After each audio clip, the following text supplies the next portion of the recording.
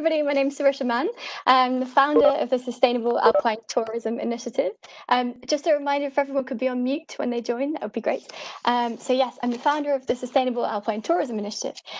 Just a couple of housekeeping rules. If everybody could remain on mute throughout the session, you can ask questions via the chat function and there'll be a designated time for that.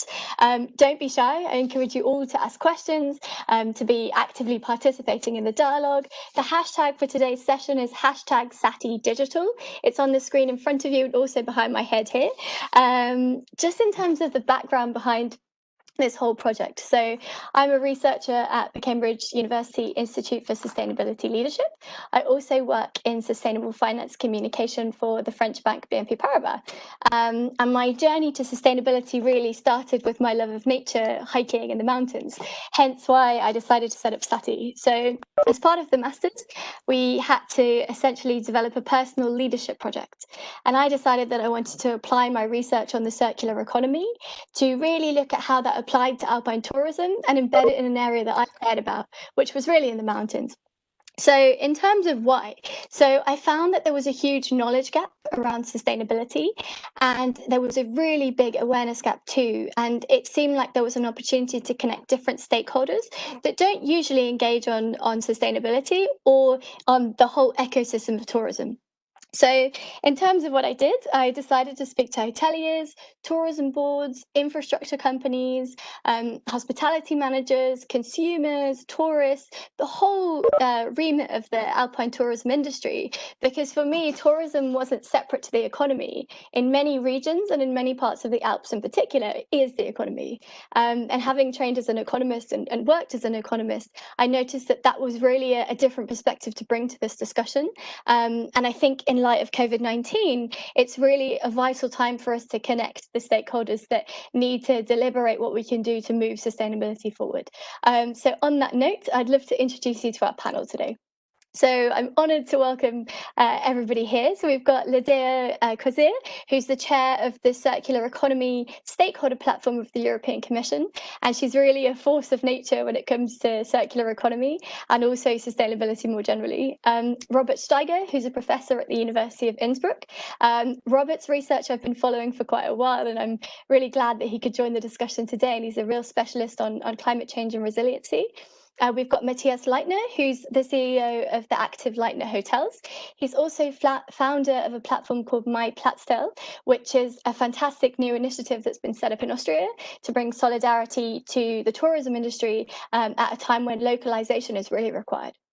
And Matthias has been working with me on SATI for many years, actually, since 2018, because for many of you that don't know, it was originally going to be a physical conference, but unfortunately with the COVID-19, it's been kind of ideated differently, and it's now a great digital series, hopefully. And then we also have Maximilian Posch, who is the chairman of the Board of Resiliency Tourism, Resiliency and Capron. So he's the results really at the forefront of sustainability and at the forefront of balancing summer and winter tourism as well. Our facilitators today are fantastic. So we've got Martha Gray, who's also on the course, with me at Cambridge, and she's a real expert in sustainable finance as well. And you've got Jason Vekas, who's also an innovation expert on circularity, and is based in Austria and really actually at the forefront of bringing innovators together and led the efforts on the EU Matchathon, which was a COVID-19 response dialogue. So for today's discussion, we'll be touching upon many of the aspects that our speakers are specialised in. I encourage you again to share, to have a look at all of the different speakers' bios and to connect with them as well afterwards, because I think the purpose of SATI to bring the different stakeholders together that are at the forefront of being able to accelerate sustainability in tourism. And I think when I say tourism, I mean the whole economy of the Alps that really depends upon this multi-sector industry. And so with that, I'm going to introduce our speakers. And so if we go across to Ladeja, I don't know if your video's on or you could give us a bit of a wave. So Ladeja, I think we're going to kick off with you. So I think I noticed that obviously with COVID-19, it's very much the case that people are trying to get out in nature and trying to really change their connection with the outdoor world. So in that respect, do you think that COVID-19 is potentially a turning point for tourism to redesign itself? And also, I know that you look a lot at circular economy and the potential to use that as a value creator. So I wondered what are your thoughts on where we are now in terms of the point in time and what can be achieved?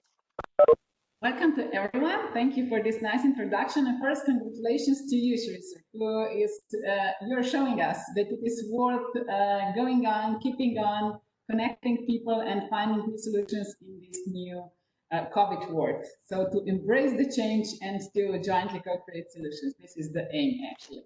And now back to your question. Of course.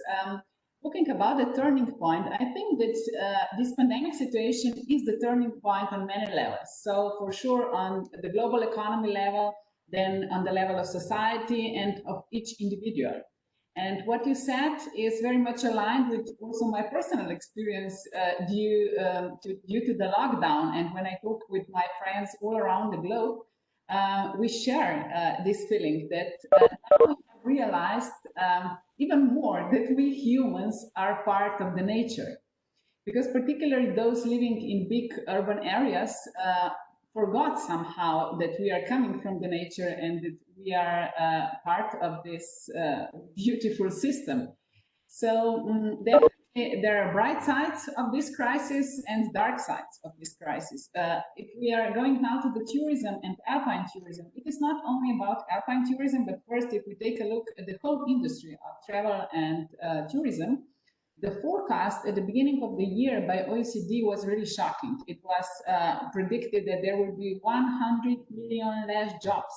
That the decline in the global tourism industry would be around 60 to 80%. So these numbers are really shocking. So out of that, what we have realized together, I guess now, is that by embracing this change and not waiting that things will become again as they used to be, but really having this different mindset of recovery and building back better, and what also Green Deal is offering now as a kind of framework for this transformation, we see how tourism and alpine tourism is changing as well. So maybe, not maybe, but for sure, it is becoming more local. So it is very important on the ground how we engage our capacities, our knowledge, our competencies, everything what we have. So all resources, to say so, from the nature to buildings and everything, and now use it in a different way. So this is very aligned with the principle of circular economy, where we are trying to maintain value for as long as possible. So now to have these glasses of circular economy on our face and taking a look at this perspective, what we have, how can we preserve that? How can we maintain that and use it in a different way?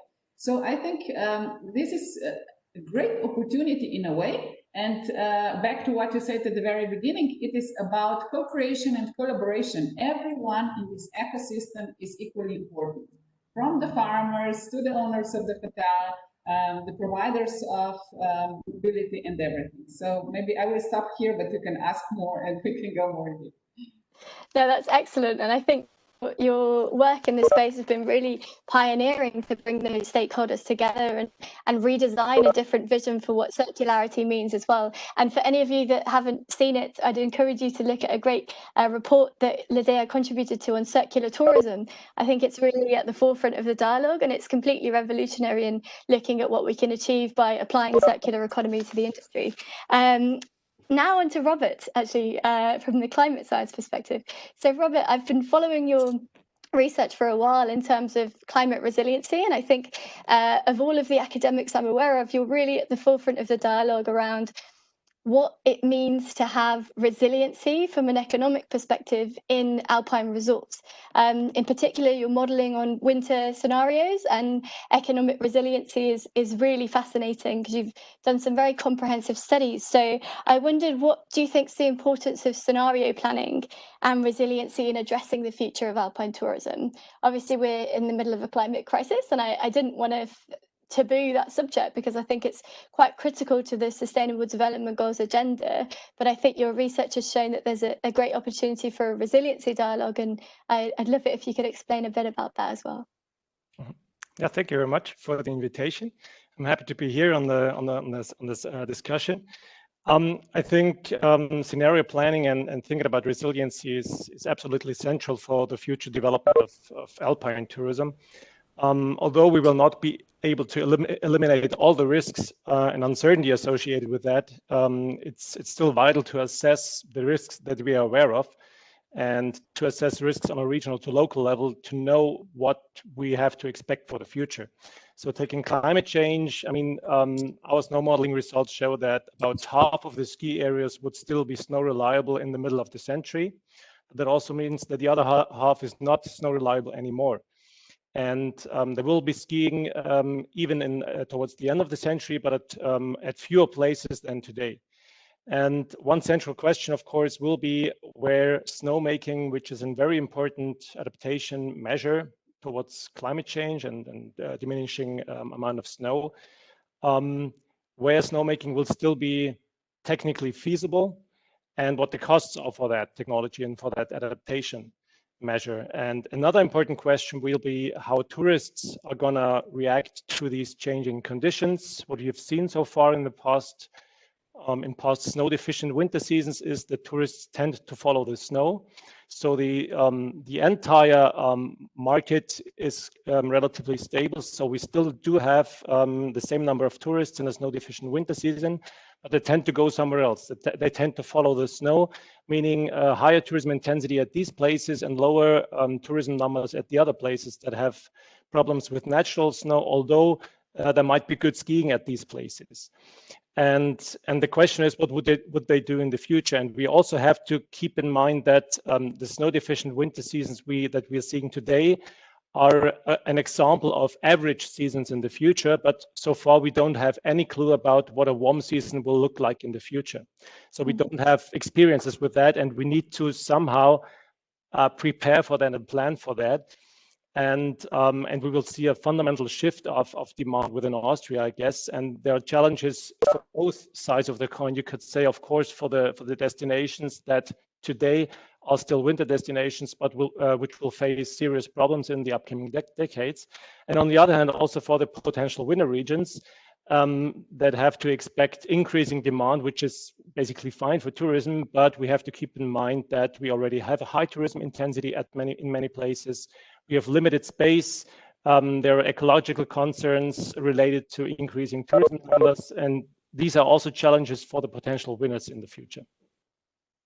Great. And I think in terms of that future proofing and the discussion around solidarity as well, I think has been really important, particularly in light of the crisis. I see that we've got a couple of questions coming in. I know, Lucian, you asked a question, and we'll address all the questions at the Q&A towards the end. So I encourage you to write and to submit here. And yes, we will be addressing the definition of sustainable alpine tourism a little bit later, especially in the breakout sessions. So I'd encourage you to keep those active thoughts for a little bit later.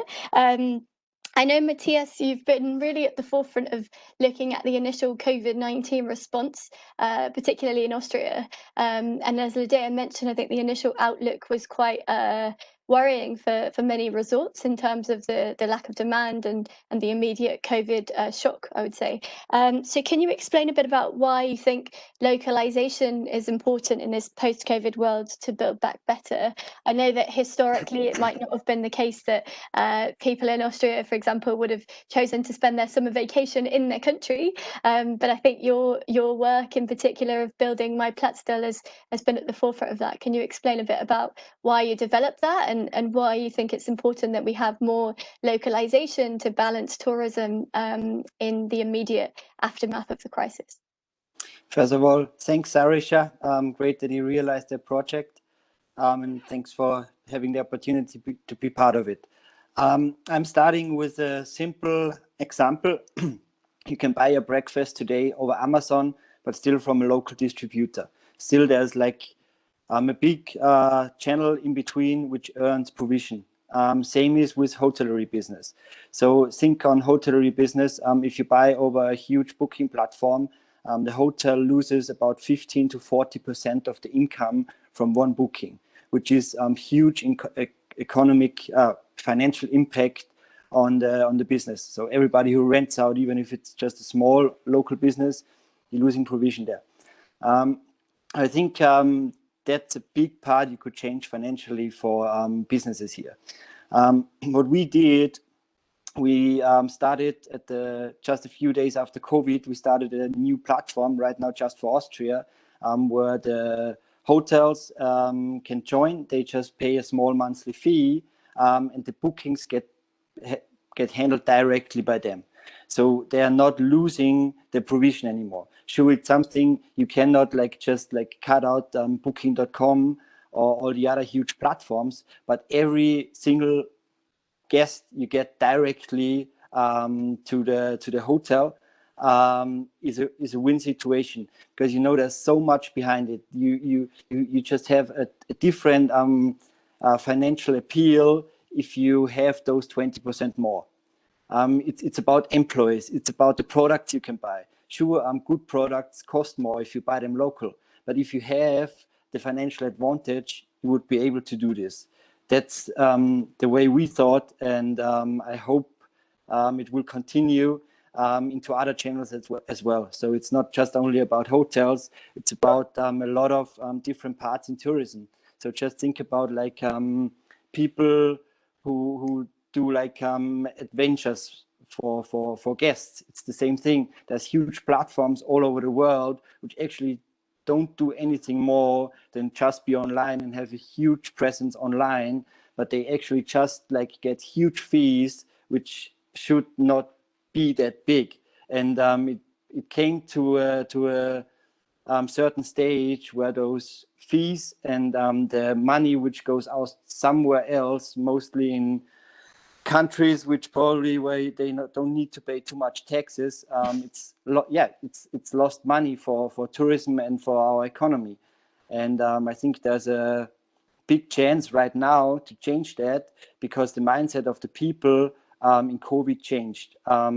You could see globalization changed our world, but also it made it right now in the COVID time, it made it difficult for people. So you couldn't get products from China anymore because the post or the distribution channels didn't work, or people couldn't, so the suppliers couldn't make the products. And in that way, you can see how much important it is to have the localization getting started again, and to concentrate also about this. And it's a lot about making people realize how much money is getting lost in the way until you actually get the product. And I think obviously you're based in Zelmsee, Capernaum. I think we've got a representative from there to talk today about why that kind of, I'd say, local leadership's important as well at a resort level. So you've explained it at an entrepreneurial level, which is fantastic. And now we're going to switch across to Max to talk about this at a resort level. I think it's interesting. So I attended a lot of trade shows in the lead up to SATI, and maybe I'll just address Lucien's question now. So for me, really, sustainability in alpine tourism is embedding sustainability in the whole supply chain of tourism within the Alps. So if you look at the series for SATI, you'll see that there's a collection of different conferences that will address, for me, each lever of alpine tourism. So we've got panels on infrastructure. Today is the high-level kickoff in terms of setting the agenda, and then we'll move into specific aspects. So looking at the industries that make the products that supply the tourism, so the hardware, the apparel, the F&B, the hotels, the infrastructure, and also the tourists. So I think it's really the whole supply chain. I hope that addresses your question in terms of what I see as sustainable alpine tourism. Max, going on to you, I think, when I attended these trade shows, I would often get told by resort managers that I was the only person that asked them about sustainability. And at first I thought that's quite depressing, given that actually, you know, WTM was around 1,000 or more stalls. And yeah, I was the only one that was asking these tourism managers about sustainability. So in terms of Zellamsee and Kaprun, I know that it's obviously a leading resort in the Alps, but what I've got quite a connection to the town as well, I should say. So I've been visiting and skiing and hiking there for many years. But in terms of the town, like, what do you think resorts can do to embrace some of the resiliency that Robert talked about, in particular this balance between different types of tourism, summer and winter, looking at different types of offers that embrace nature? Could you explain a bit about your perspective as a resort in the Alps? First of all, thank you for the invitation for today. Very happy to be able to talk about sustainability here. So first of all, I want to say Zellamsee Kaprun is a resort that profits in the way of its beautiful nature. We have a glacier, we have the lake, we have mountains, we have a summer and winter tourism, which is not the case for many other resorts in the Alps, not in the way we do. So for us, it is very important to keep the nature intact for all those people who want to come and visit. So what we have been doing is we've been concentrating on the customer journey. So if you think about yourself traveling, how do you travel to Zellamsee, for example? And this summer was the perfect example for this. Most people had to travel locally. So we had a lot of Austrian and German guests in Zellamsee. And what happened, most of them traveled by car. Mm. So what we've been doing for the past 2-3 years is we've been concentrating a lot on how people arrive at our destination. So for example, there's a train directly from Vienna, which only takes like 4 hours. And you can send your luggage ahead. This is very important because for anyone who has kids, you don't want to travel in a train with bags and skis. So there's that. So that this is like a project with the Austrian train, ÖBB train company, which is, like I said, we're trying it out. Another thing that we have in Zellamsee is our Mobilitätskarte, so like a mobility card.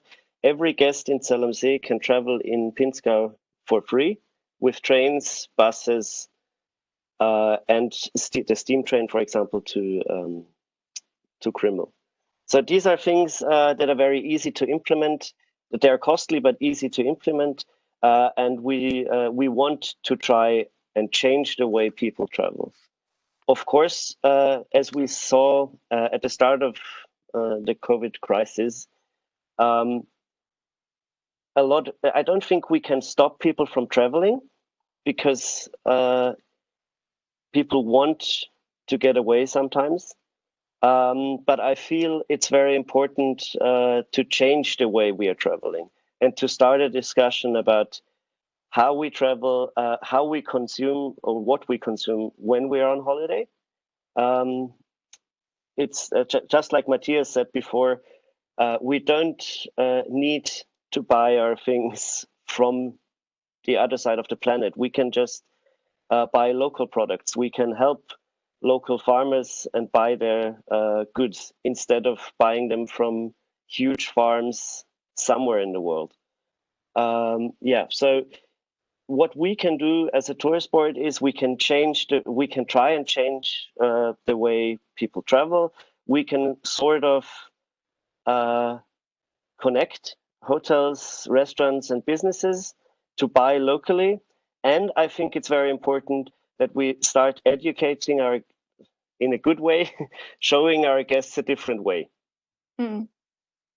And I think you raise a really good point on education, actually, because one of the things that my research had shown in my thesis was that intergenerational learning is a really critical part of that journey. And I think in many resorts across the Alps, it's very much family-run businesses and kind of SMEs that are family-run. And so there's a big role for that intergenerational learning within the resorts themselves and the companies. And I guess, Ladeja, what do you think that would do to kind of move the dialogue on sustainability in alpine tourism? I mean, my research had shown that it was quite interesting to see what each generation could learn from each other. I won't delve into the detail, but if anyone wants to know a bit more about my thesis, feel free to reach out afterwards. But I know you had some really interesting perspectives on this intergenerational learning. Yeah, I enjoyed very much what the previous speaker had shared with us, because there is exactly this message in that how this intergenerational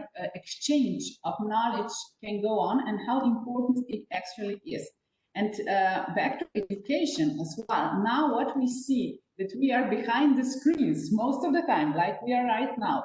So on the other hand, what we need is this attachment to the nature. So this is very much needed to find a new balance between that, even on one side for kids, who are now paralyzed in a way and most of the time in the digital world. And on the other hand, also the generation that is retired or so on, they don't have the opportunity to come in contact with these youngsters and exchange things.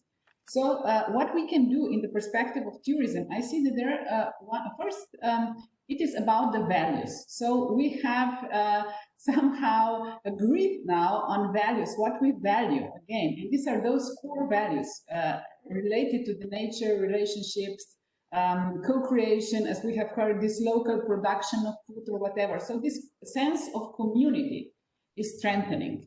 And within this community, there is space for everyone. And when we are thinking about how it can be done in a practical manner, for example, there is a lot of knowledge about craftsmanship, for example, that has been lost or is being lost.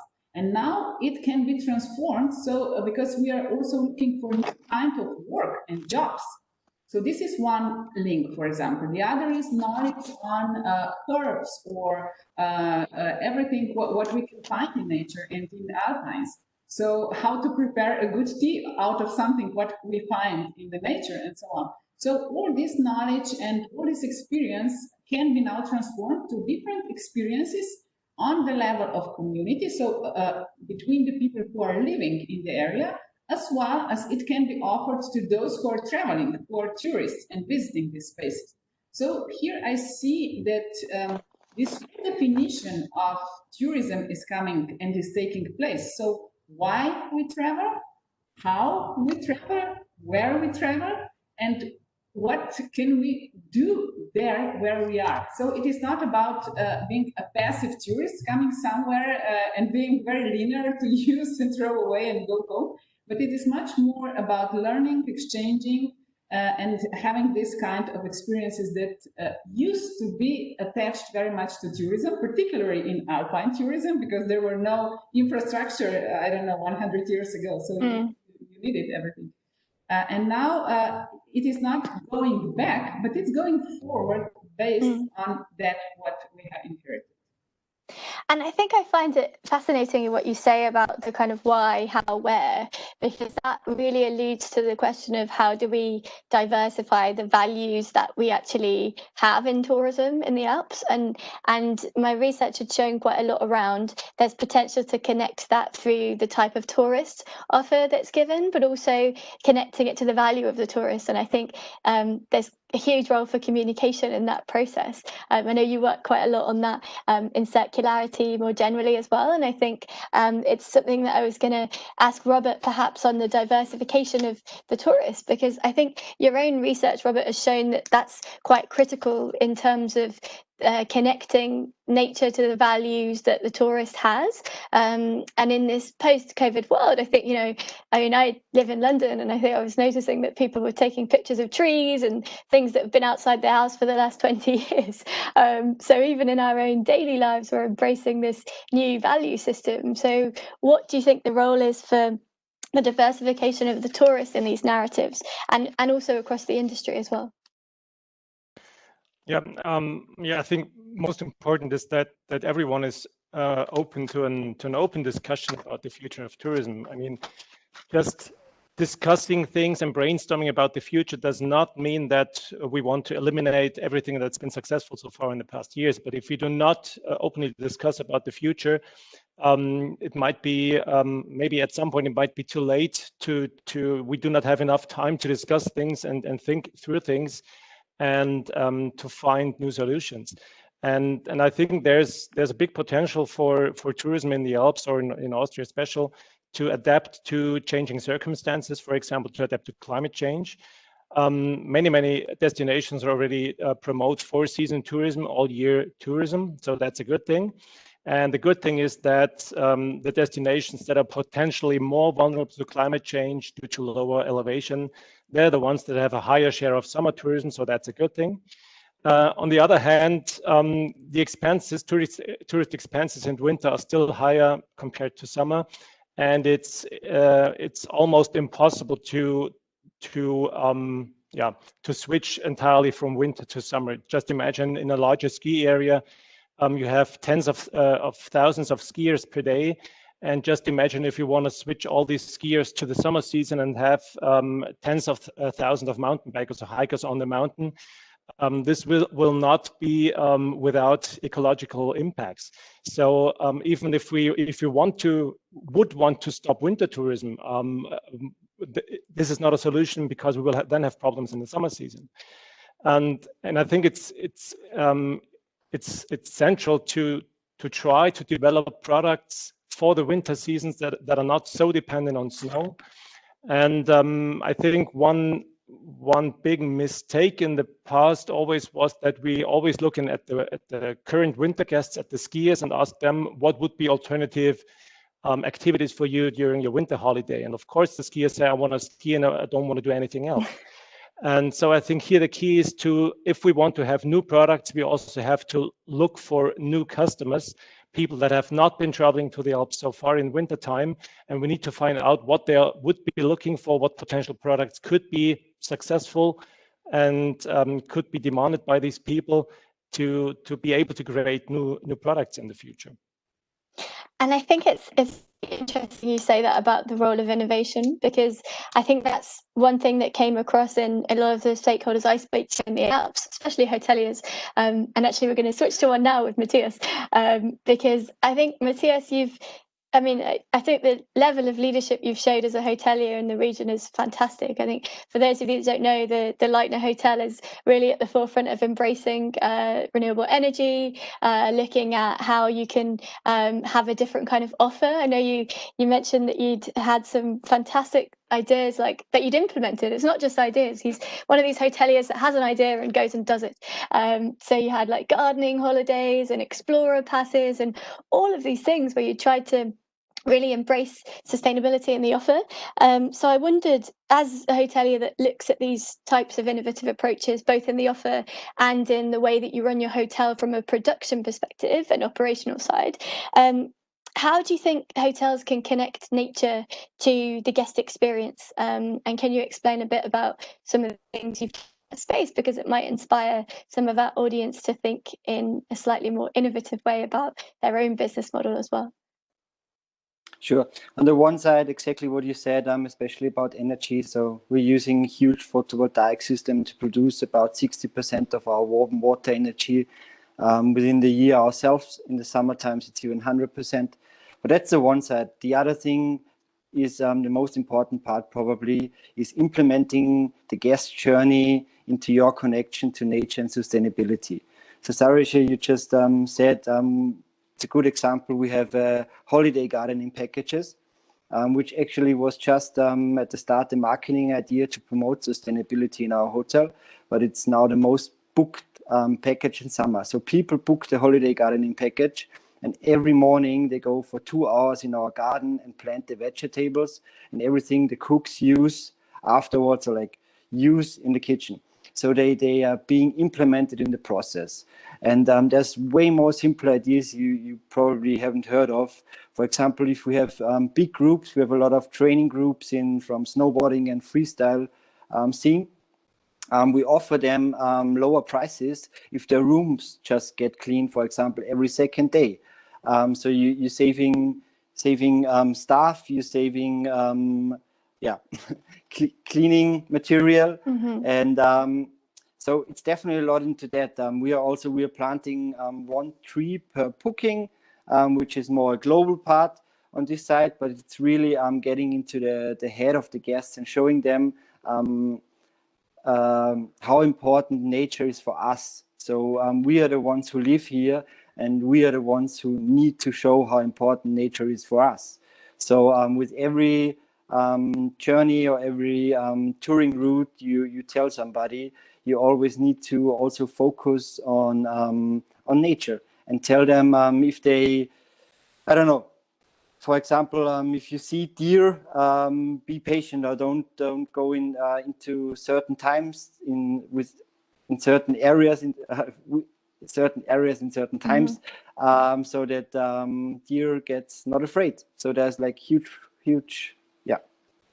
So. And your new explorer pass was very interesting as well. I think the audience might want to hear a bit about that. So it's a package where you get a set of binoculars and you can really go and explore the local national park. And I think I've never stayed at a hotel when someone's given me a pair of binoculars before.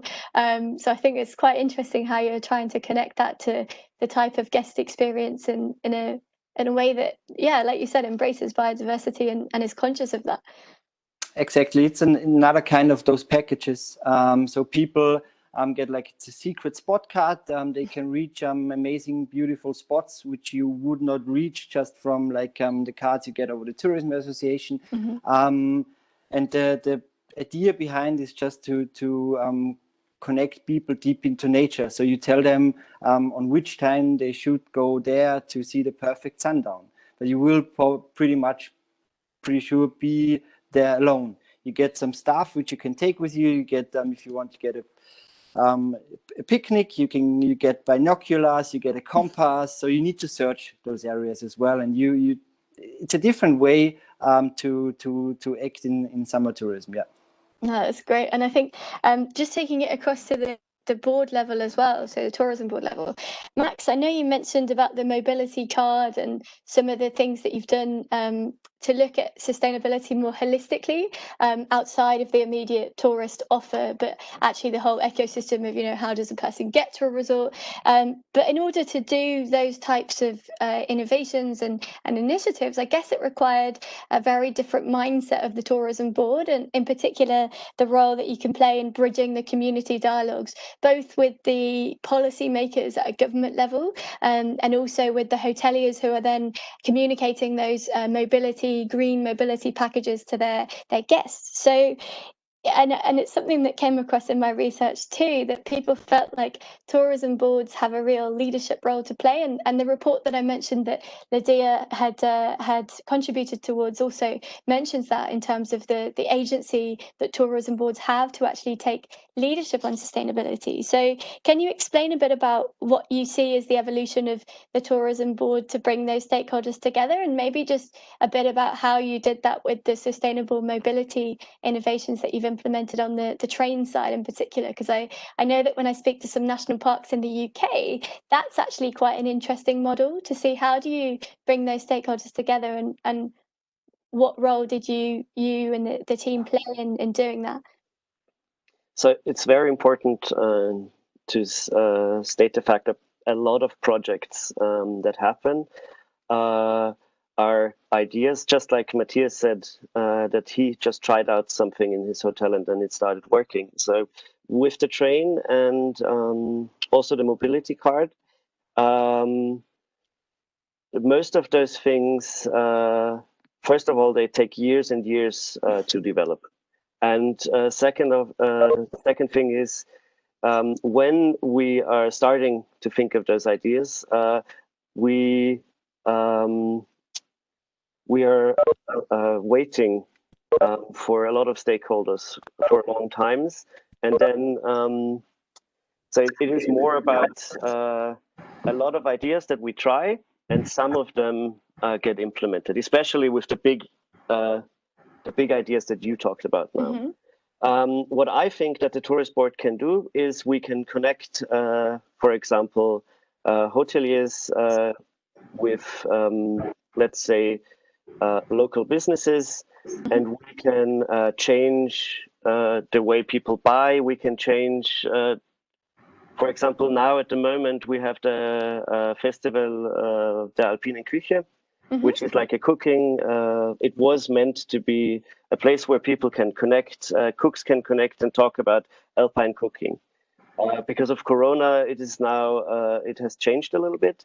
But what we're doing here is we're trying to get more people to cook with local ingredients. And we are trying to show guests that you don't need a lot of things.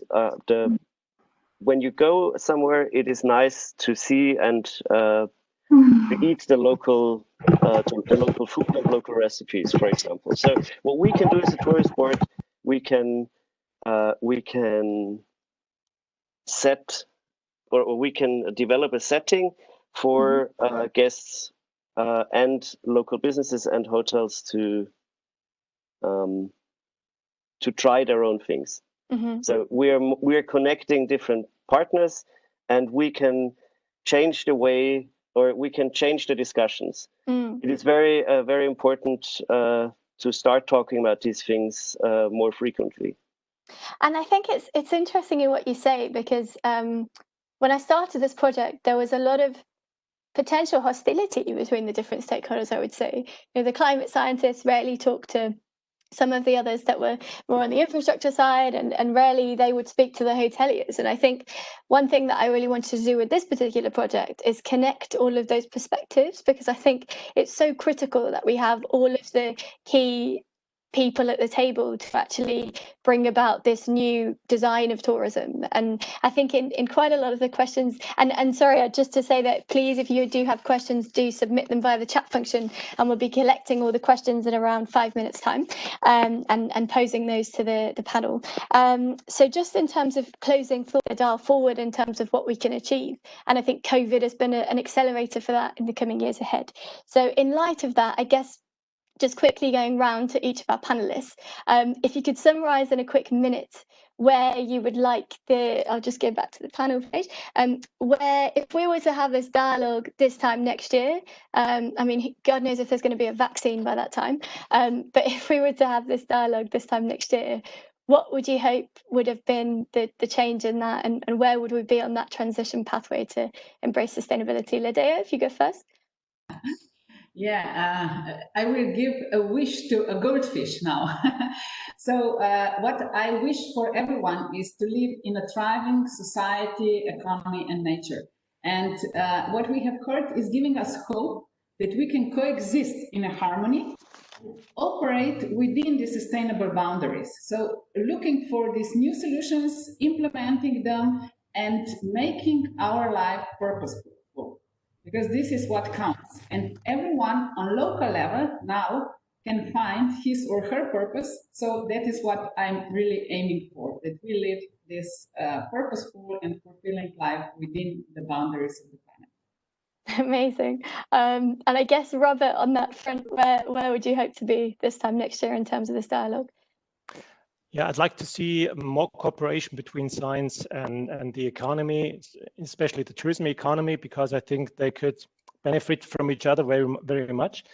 And another thing is that I hope to see more communication of tourism entrepreneurs, of tourism destinations, about their vision on tourism in the next, let's say, 10 years or so, or 20 years.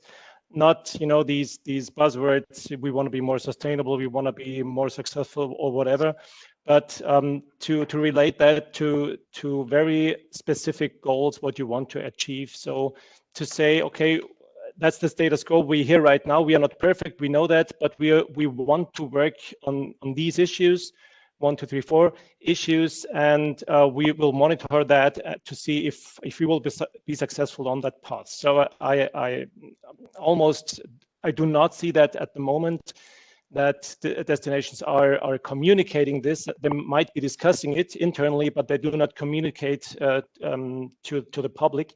And I think this would be important to engage themselves into this sustainability discussion. And I guess, Matthias, on that front, what would you hope to see if we were having this dialogue in a year's time?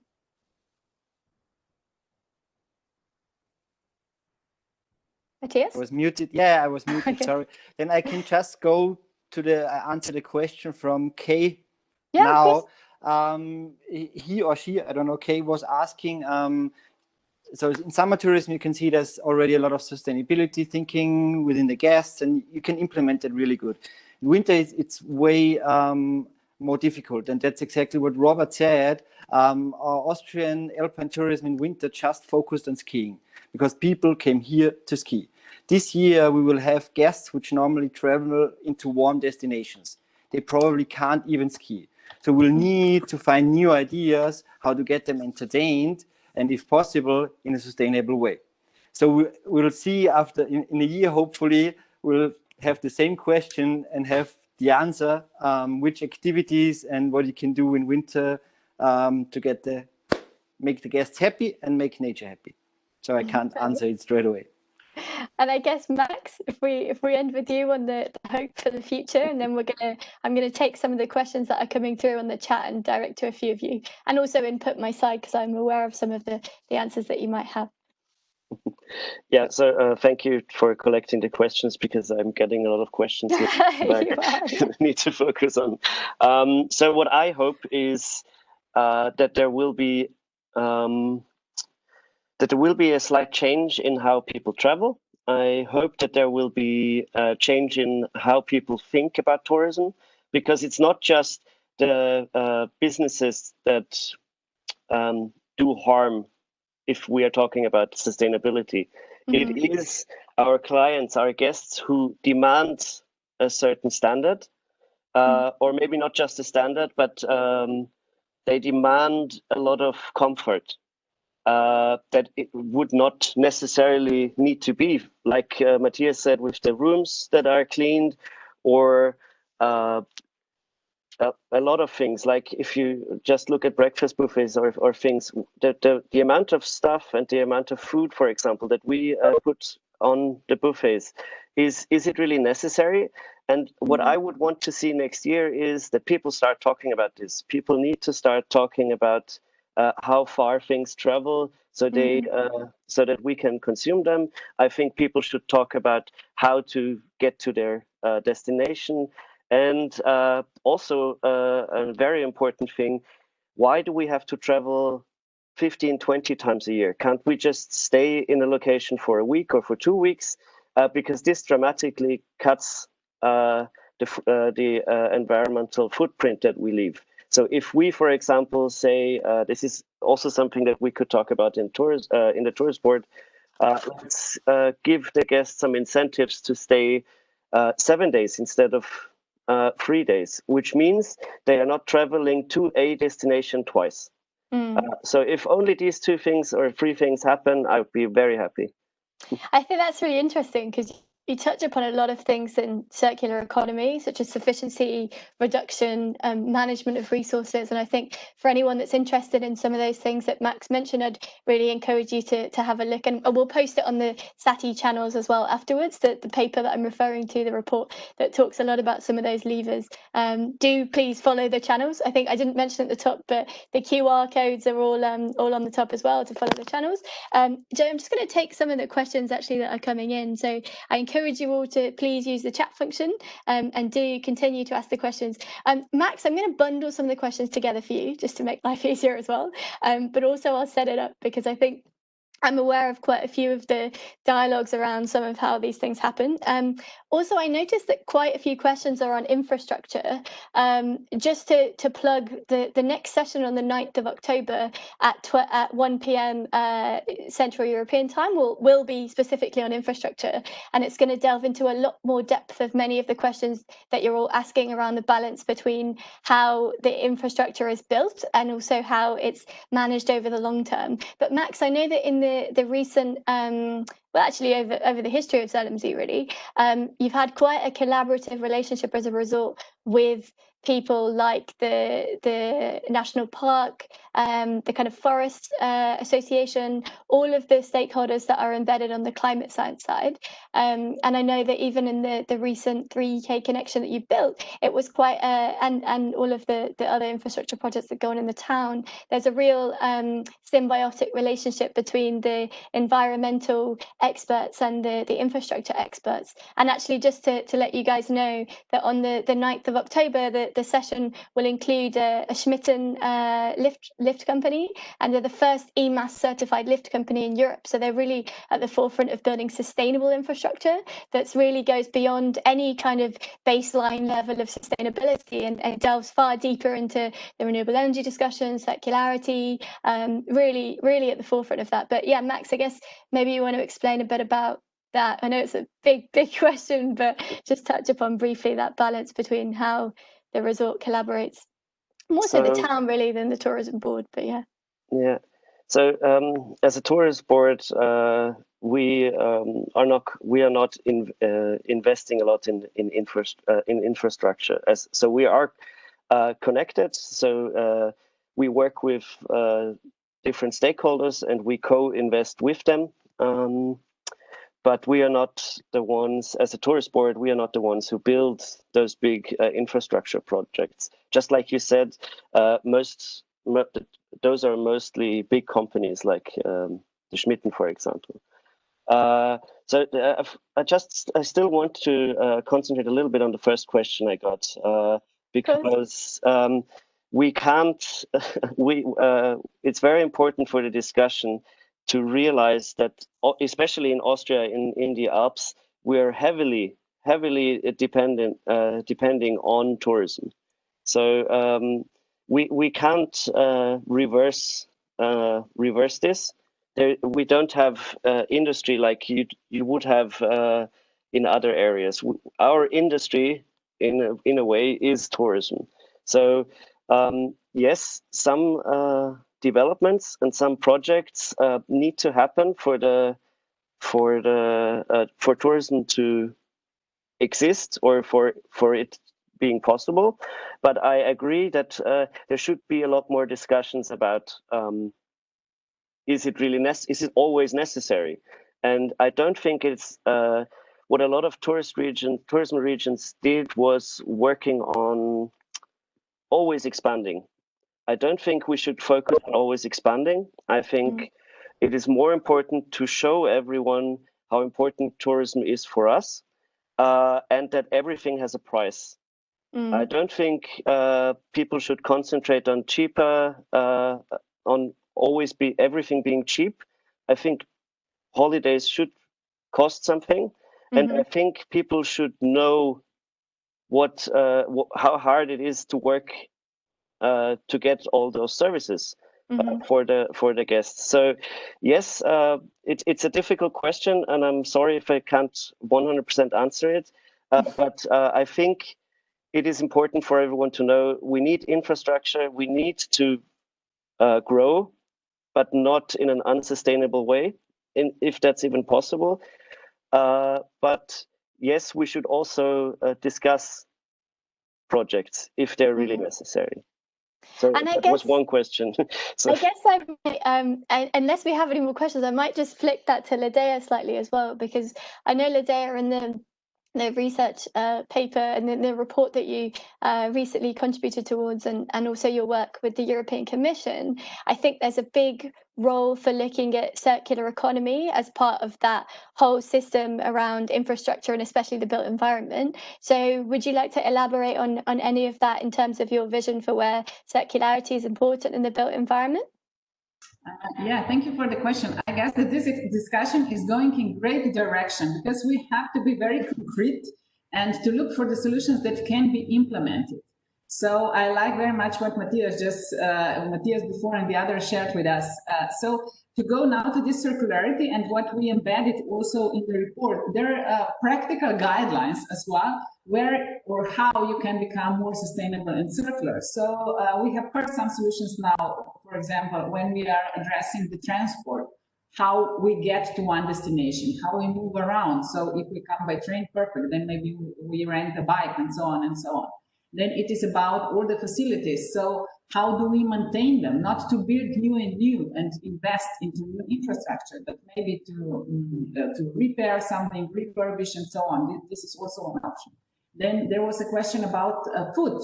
So how to prevent food waste, and not only how to prevent food waste, but really to produce the food that we need. So not to overproduce, but to produce locally and to serve it locally and not to throw it away. And if we move from one segment to another, we can see how we can close the circle and really maintain the value for as long as possible. So I would highly recommend everyone who is interested to read the report and find some inspiration there. But what counts are these examples that has already been proved that they work. So I really enjoyed the discussion.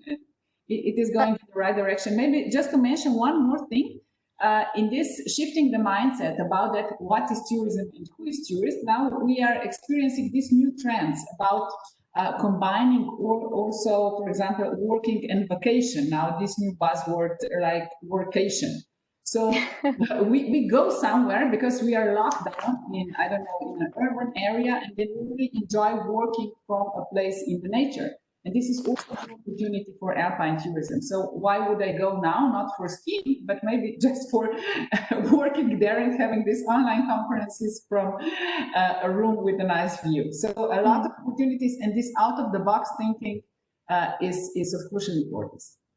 Yeah. No, it's amazing. And I think we're going to be going to some breakout sessions actually in just a moment that will really try and explain that as well. I just have one more question that I want to answer. Sure. Of course. I think we've got 1 minute max, so go ahead. Okay, 1 minute. So there was this one question, if alpine resorts are factoring in the cost of taking infrastructure down, if I got the question Yeah, right. there was a question on whether it's a mitigation cost, I think. Yeah. So it is in Austria, most, like you said, most hotels are family run, most businesses or many businesses are family run. So I cannot answer that question as in, because I don't know, but I don't think that a lot of people are thinking about what happens if something gets shut down. So this is also a very good point, and it should be discussed more. But also, I think because we are all running our businesses in a smaller way, or families run businesses, I think I think this is a chance to talk about it. We are not like American ski resorts where a lot of them belong to one company. We have the chance to talk about these things, and I think we should. And I think it's really interesting in that sense because it requires a lot of solidarity and collaborative processes, which I feel like are really needed much more than ever before in a post-COVID world. So on that note, actually, we're switching to breakout sessions. So I just want to introduce our facilitators today. So I think Josine and Martha, if you could just unmute yourselves in a moment. So I introduced them at the start, but I just want them to explain very briefly in kind of 2 minutes each why they think this kind of collaborative discussion on innovation is quite important, and also to share your perspectives on sustainability leadership and set up the session a little bit. Beautiful. Shall I share an insight here? Yeah, of course. Yeah. I think, well, as Sarisher already mentioned, I work on the facilitation of a lot of platforms for multi-stakeholder collaboration. And what you see up here, especially dynamic platforms such as hackathons that allow companies and startups and NPOs to come together. This mixing and mingling of people on eye-to-eye level is so important in order to move understandings forward. So here, yeah, I do see, Sarisher, what you're doing here with SATI. It's so important, and I love the discussion. So many thanks for this already. I'm looking forward to everything that is ahead in the breakout sessions. Amazing. And I guess Martha as well, if you could, sorry, bear with me 1 second. I'm just going to hand over host control to Dan so that he can actually do the breakout sessions. Sorry, bear with me a second. Bit of a tech thing. Here we go. Sorry, bear with me a second. Sorry. Let me just stop sharing this for a moment. Sorry, give me literally 1 moment.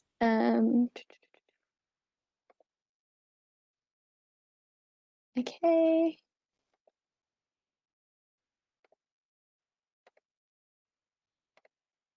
Okay, hopefully, Dan, you're now a host. So I guess, Martha, if we could go on to you to just briefly introduce yourself, and then I'm going to share the screens in the breakout sessions after.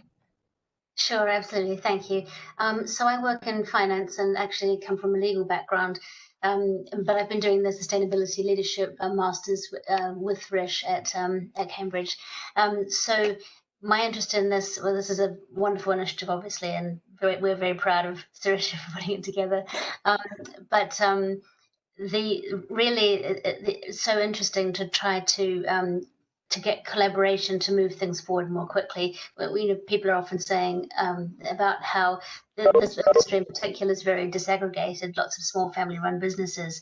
So how does it move forward? On the one hand, that's great because you have many sources of innovation and many, it's very diversified, so that's a good thing for resiliency. But on the other hand, how do you get that collaboration so that you can move forward and get some economies of scale where you need them and get the working together where you need it? So I guess that's the challenge.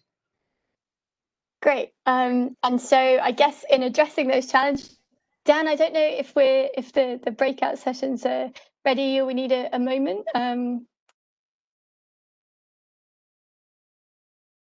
I guess we'll just wait a minute. So to let you know how the breakout sessions will work. So they'll be led by myself, Martha and Josine.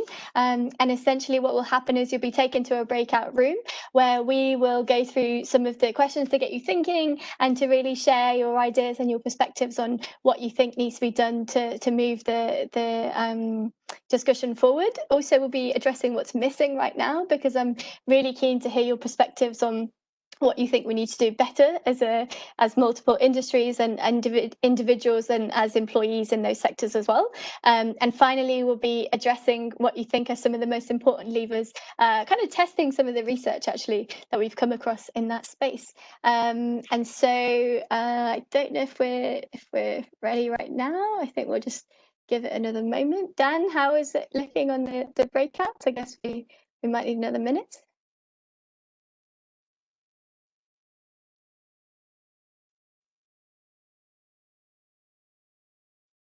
Okay, yes, yeah, just 1 minute, so we're good. And then the other thing I would say is the paper that you've been requesting, I'll put that on the SATI social media channels afterwards, so you'll all be able to view that. So I'd encourage you to tweet and like and share throughout. In fact, the co-authors of that report that Ladeja also contributed to will be presenting at the session in December or November. I have to check the date. But just so you know, we've got a series of 6 other conferences after today. We'll be focusing on infrastructure in October, the SDGs, which we kind of mentioned roughly as the Sustainable Development Goals agendas, very critical to the discussion on sustainability. And we'll be doing those throughout the year. And then the final one will be January, but I might look at extending it. I can't take a call on that yet. But essentially the idea is that we really want you all to contribute towards this discussion in the coming months. I'd actively encourage you to join other sessions that we're doing, and also to keep the discussion alive, really. I think all of the QR codes were on the presentation as well, but I can share the presentation afterwards with you all via email, so you can join that as well. I think I'll just set up the breakout sessions actually to tell you what you're going to be going through. So the 3 questions we'll be going through are, first we have a little icebreaker that will discuss your favorite sustainability phrase and passion. And then we'll be moving to question of the 4 levers of policy, technology, people and communities, what's most critical to actually move sustainability forward in the Alps.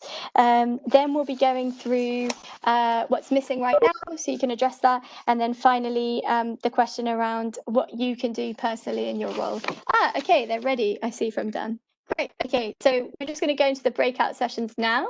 We're just going to finish off with a quick reflection. I'm conscious that we've only got a few minutes left. So I guess I just want to hand over to Josine and Martha from their sessions to see what do you have as kind of key takeaways and any interesting reflections that you'd like to share with the group. So I should mention my name first. I think I should maybe go Yeah, first go here. I hopped from one to the other group. I'm very sorry for my previous group that I left. I hope everything was well. Regarding our group, very interesting mix of people. We were with Mark, Regina, and with Maxime.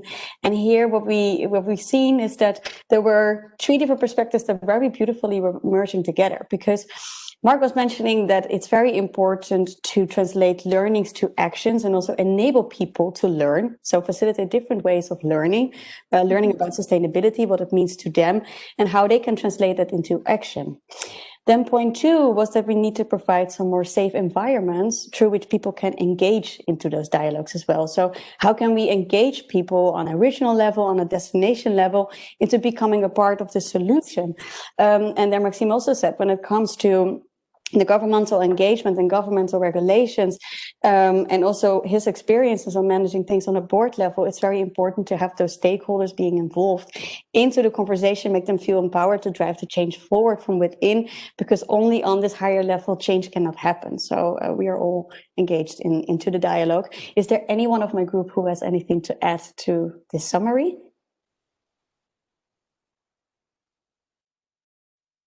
I think they're being quite shy, but please do share on social media after as well.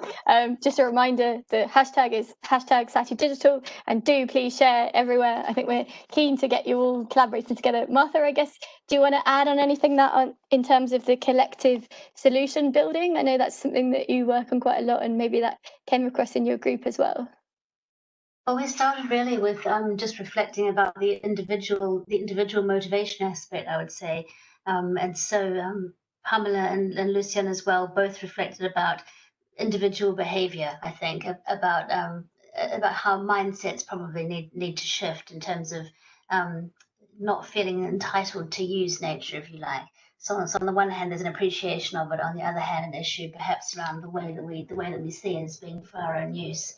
So there was a bit of a discussion about that, and I think so. There's maybe a bit of skepticism or a sadness really about the way sometimes people will behave. On the other hand, an optimism that there's a moment in time now with people to think about how things can be better. Build back better was the phrase. Perhaps too much emphasis on building an infrastructure, maybe too much emphasis on going backwards. So we're also actively looking for a new phrase that would be better. We then sort of moved forward and talked about how really, if given where the mass of people are, you have to take them through it, make it easy for them.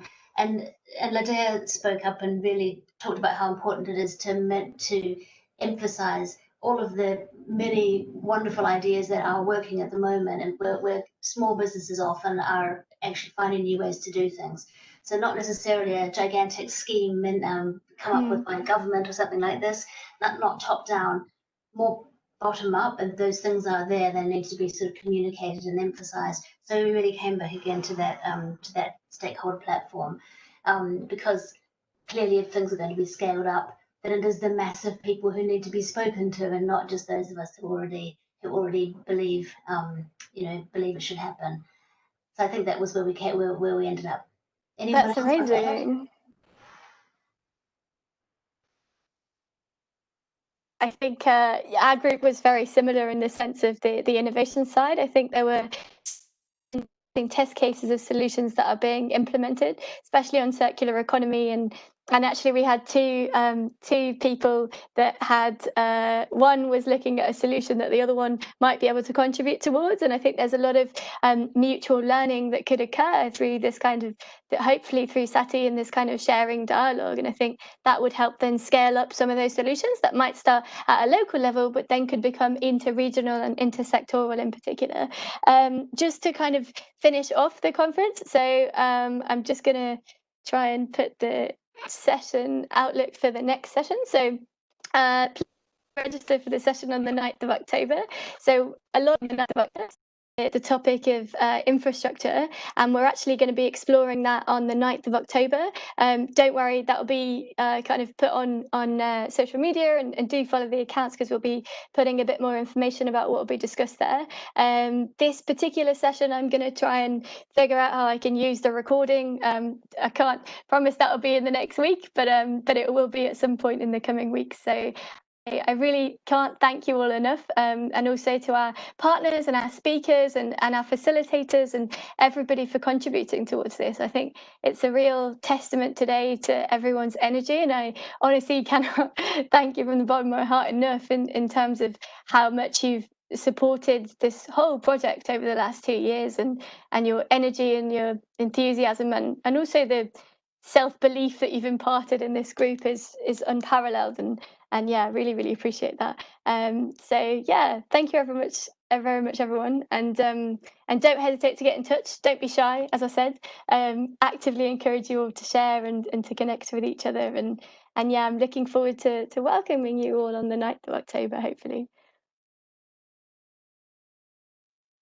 Great, thank you so much.